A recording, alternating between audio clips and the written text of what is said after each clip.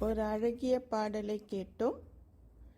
Next song என்ன சாங்னு பார்த்தீங்கன்னா, சின்ன சின்ன மழை துளிகள் சேர்த்து வைப்பேனோ, மின்னலொளியில் நூல் எடுத்து கோர்த்து வைப்பேனோ, சக்கரவாகமோ மழையை அருந்துமாம், நான் சக்கரவாக பறவையாவேனோ, மழையின் தாரைகள் வைர விழுதுகள் விழுந்து விழுந்து பிடித்து செல்வேனோ அப்படின்னு ஒரு சாங் தான்.